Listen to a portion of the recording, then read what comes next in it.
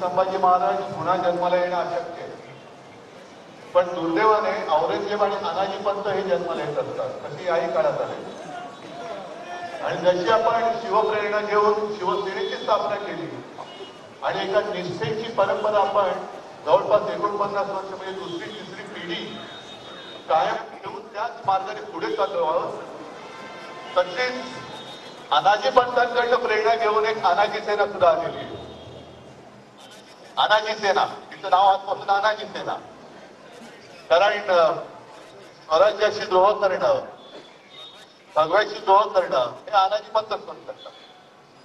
आज संपूर्ण दिवसभर महाराष्ट्रामध्ये प्रत्येक जिल्ह्यात प्रत्येक तालुक्यात 2 दिवसापूर्वी जे कानाजी पंत आणखीन एक कानाजी पंत मराठी भाषेबद्दल त्यांनी आपली गरज ओपली होती, त्याचा निषेध झालेला.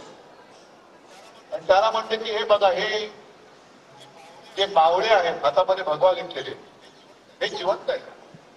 त्याच्यामुळे कोणी किती प्रयत्न केला की महाराष्ट्राचा संस्कार, शिवरायांची परंपरा, त्यांचा वारसा, मराठी भाषा ही संपवण्याचा कोणी किती प्रयत्न केला तरी तुमच्या अनाजी पंतांच्या किती जरी पिढ्या जन्माला आल्या तरी त्यांनाही शक्य होणार नाही.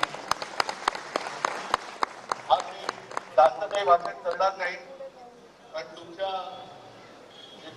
उत्साह आहे त्याला काही खंड नाही करणार. आणि इकडे माता भगिनी सुद्धा आलेल्या आहेत. तुम्ही सगळे भगवे जरीबके आता झेंडे घेऊन आलेले आहात, सगळे वादळी आहेत. तुम्हाला सगळ्यांना मनापासून उदंड निरोगी दीर्घ आयुष्य लाभावं अशी शिवचरणी प्रार्थना करतो. आणि त्याचबरोबरीने अरविंद तुम्ही आहात, विलास तुम्ही आहात, अनिल आहात, सगळेच त्यांना आणि तुम्हाला सगळ्यांना मनापासून शुभेच्छा देतो. जय हिंद, जय महाराष्ट्र.